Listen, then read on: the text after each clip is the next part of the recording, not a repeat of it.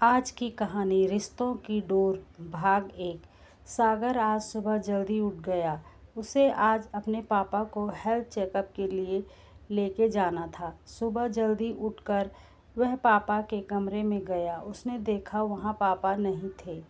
वह किचन में माँ के पास गया। सागर, माँ पापा कहाँ हैं? हॉस्पिटल जाना था। पुष्पा जी, बेटा तेरे पापा सैर करने गए हैं। सागर, लेकिन माँ आपको पता है उनका बीपी कितना बढ़ा हुआ है। उन्हें अकेले सैर पर नहीं जाना चाहिए था।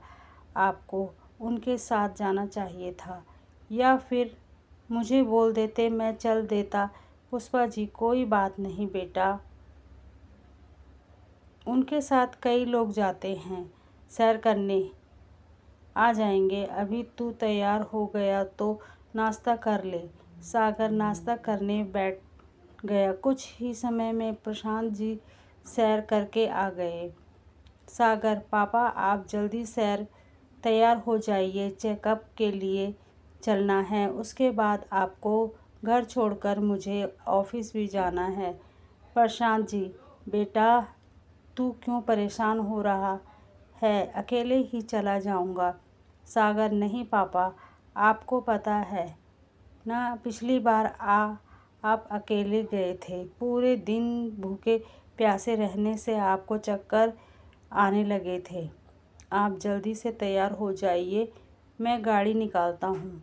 कुछ देर में दोनों हॉस्पिटल के लिए निकल जाते हैं। रास्ते में प्रशांत जी सागर से बात करते हैं। प्रशांत जी, बेटा तेरी अच्छी खासी नौकरी लग गई है। अब तू शादी के बारे में सोच। मेरा क्या भरोसा, एक ही सपना है, तेरी बहन तान्या की तरह तेरी भी शादी देख लूँ। सागर, पापा आप कैसी बात कर रहे हैं?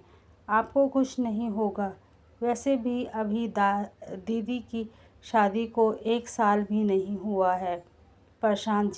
बेटा प्रशांत जी, बेटा वो तो ठीक है, चल मेरी छोड़, पर शालिनी भी कई सालों से शादी के इंतज़ार में बैठी है। उसके बारे में भी तो सोच। सागर, पापा मैंने शालिनी से बात कर रखी है। उसका इस साल फाइनल ईयर है। उसके बाद हम दोनों शादी कर लेंगे। ऐसे ही बातें करते करते दोनों हॉस्पिटल पहुंच जाते हैं। सागर अकेले में डॉक्टर से बात करता है। सागर, डॉक्टर कोई मेजर प्रॉब्लम तो नहीं है पापा को?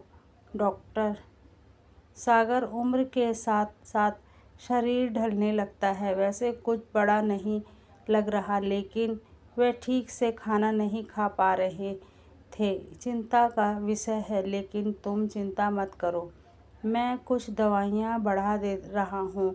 बस एक बात का ध्यान रखना, तुम्हारे पापा दवाइयाँ टाइम पर ले लें।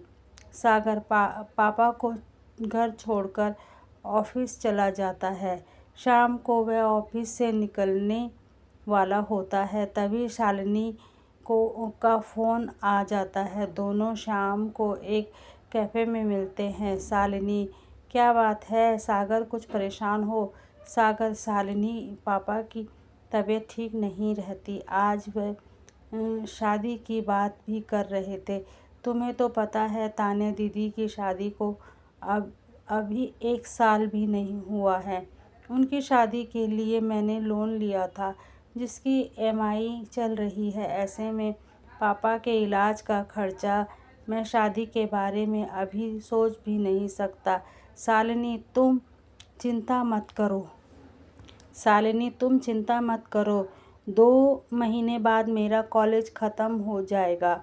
उसके बाद मुझे नौकरी मिल जाएगी। दोनों मिलकर सब संभाल लेंगे। सागर, नहीं शालिनी, मैं अपने हालात का बोझ तुम पर कैसे डाल सकता हूँ? मैं चाहता हूँ कि तुम्हें सुख दे सकूँ। बस थोड़ा सा समय और दो मुझे। एक बार सब सेटल हो जाए फिर शादी कर लेंगे।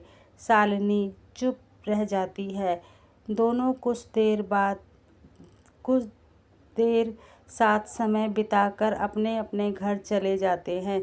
2 दिन बाद सागर के पास डॉक्टर का फ़ोन आता है। सागर उनके पास पहुंच जाता है।